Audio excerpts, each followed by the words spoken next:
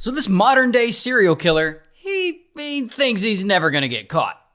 Now the guy's name is Israel, and Israel's 33 when this story starts, and he's living in Alaska, and bro is an absolute psychopath. He's an army veteran who runs a small construction business, but he's also a serial killer. He just likes murdering people, and he's gonna take out as many people as he can, and he believes that no one is gonna stop him. In fact, he's such a psychopath that he starts traveling across the country, and he'll hide what are known as kill kits, which are buckets filled with a pistol and some zip ties and some other things he uses to murder.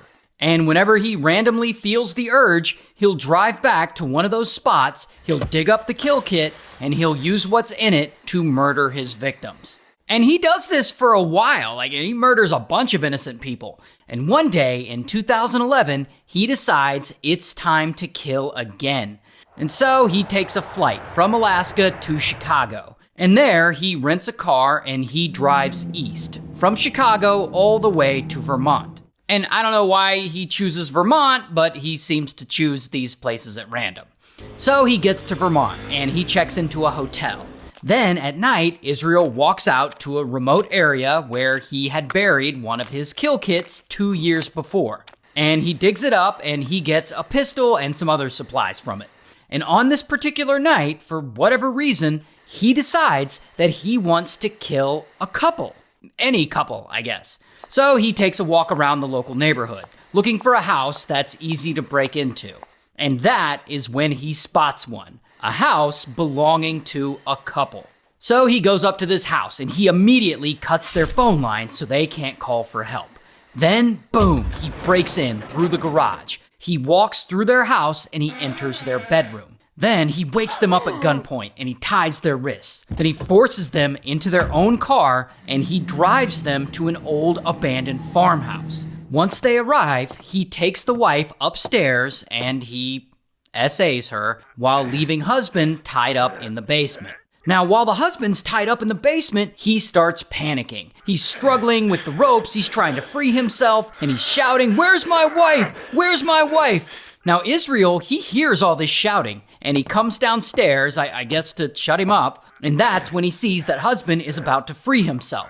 So Israel freaks out, and he grabs a shovel nearby, and boom, he hits him with it. But husband, he doesn't quit. He's determined to break free and rescue his wife. But Israel is not about to let that happen. So he pulls out his pistol and blam, blam, blam, blam. He shoots the husband. And that, unfortunately, unalives him. Then he goes upstairs to where wife is and he eventually strangles her.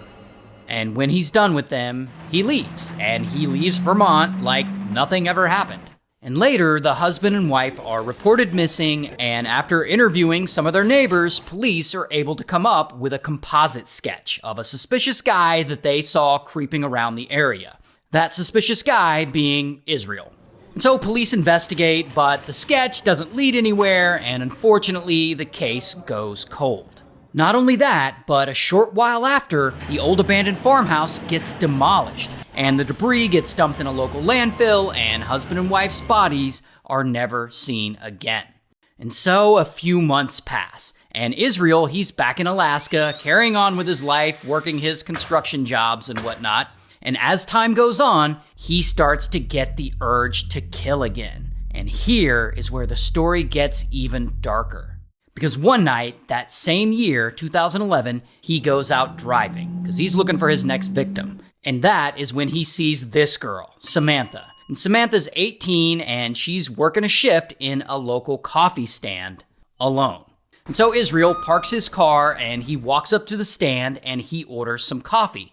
Then, when no one's watching, boom, he pulls a gun on her, and he forces her outside the stand. And Samantha, she's not having any of this. And so bam, she breaks out and she runs away. But she doesn't get far before Israel catches her and he drags her to his car and he drives her to his house. And at his house, he takes her to his shed and he locks them inside.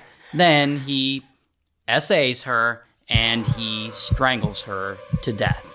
And after she's unalived, Israel decides to try and cover his tracks. He gets Samantha's phone and he sends a message to her boyfriend saying, "I'm going on vacation."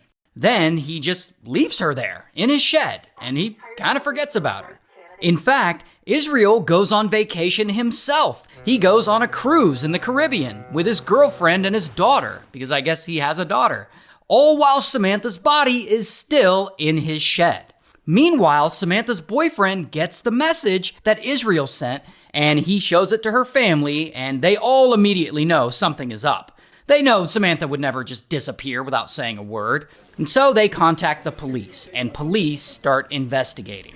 And 2 weeks go by, and Israel finally returns from his cruise. And I don't know if the Caribbean cruise left Israel a little broke or what, but it's at this time that he decides he's going to extort some ransom money from Samantha's family. And so he sends a text to Samantha's boyfriend telling him to come to a local park and look under a flyer of a missing dog. And since Samantha's boyfriend knows that Samantha disappeared with her phone, he realizes this message must be from someone who kidnapped her. So he and Samantha's family, they all rush to the park. And there they find a plastic bag hidden under the missing dog poster. And inside is a photo of Samantha holding up a newspaper, which was taken the day of her disappearance. So that gives them hope that she might still be alive. She's not alive. Israel just staged the photo that way. Anyway, along with the photo, there's a note. And in it, Israel demands that $30,000 be deposited into Samantha's bank account. He has Samantha's debit cards with him, so I guess he plans to pull out the cash himself. So Samantha's dad deposits $5,000 into the account, which is, I guess, all that he has. A few hours later, Israel uses her ATM card to make a withdrawal. And of course, police are monitoring all this, because Samantha's family had tipped them off before. And so they're able to trace the transaction, and boom, they rush to that ATM. But unfortunately, by the time they get there, Israel is already gone. And so they just wait. They wait for him to make more withdrawals. And over the next few weeks, he does. He makes a withdrawal in Arizona and another one in New Mexico. He makes a couple in Texas. So it's clear he's traveling around a lot, but they can't seem to catch him. And by this point, the FBI is involved, and they still can't catch him. And so it's starting to look like Israel might keep draining this bank account until it's completely empty, and then he might just get away with it for good. Until... Now here's where Israel finally screws up. While he's in Arizona withdrawing from one of these ATMs, a security camera spots his car, a white Ford Focus. The FBI then sends the image of that car to multiple police departments across Texas. And soon, every officer in the state is on the lookout for that car.